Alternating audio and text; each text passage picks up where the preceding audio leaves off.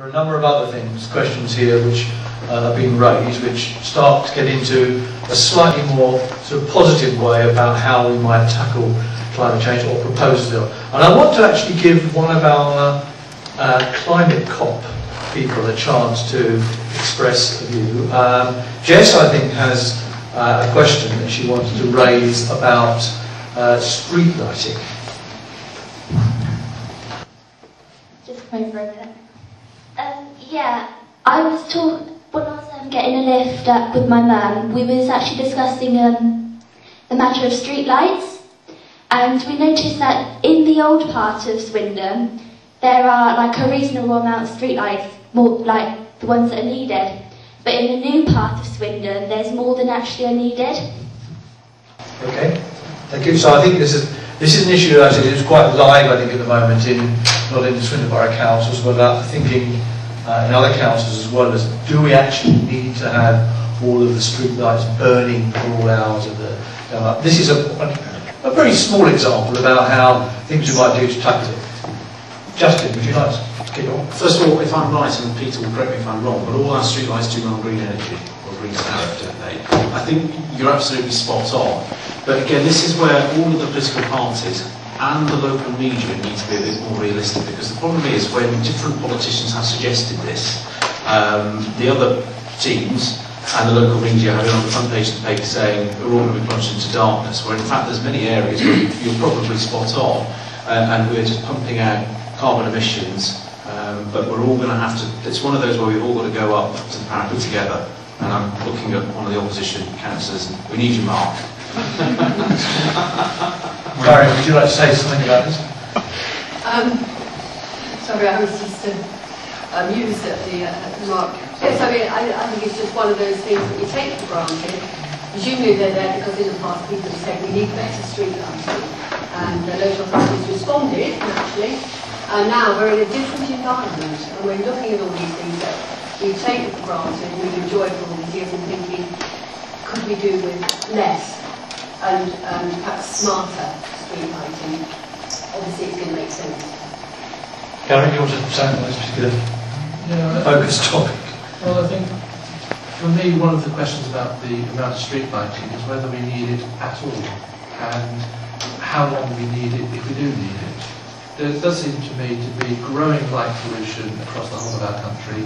Incredibly difficult to actually see the night sky and get any appreciation of what is actually up there other than ourselves as one lonely little planet floating in the universe. And you can't see the sky most of the time because of the amount of street lighting.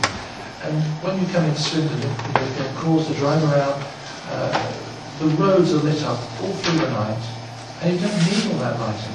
Why are we lighting roads when we don't need it? I don't understand that. No, I agree with you, but I think if you had someone here from the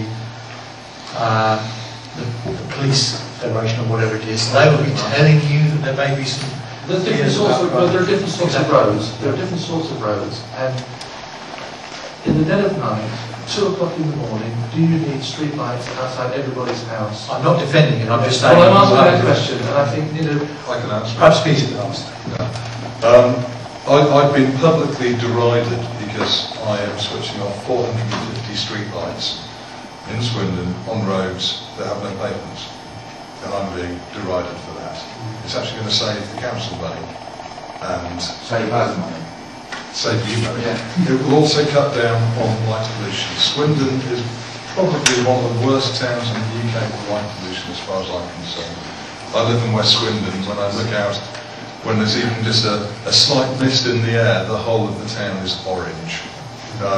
If I had my way, I'd actually turn off probably 90% of the street lights, and the ones that remain would be LED and possibly PIR activated. I think we've used street lights in this country historically. Time has come to change that. But what we're not helped with is screaming headlines about how we're going to be changing the face of society. People are going to be dying because we're turning streetlights off, because that's the sort of hysteria that surrounds streetlights. At the West Swindon Forum recently, I put a suggestion forward that the area I live, we actually do a trial and turn the whole damn lot off. And the sooner that happens, the better, I think. Justin, you Just very briefly, I'm actually supporting the lighter evenings other members' bill. And part of the reason, my main driver behind that is the former lead member for leisure. Lighter evenings mean people of all ages can go and be active.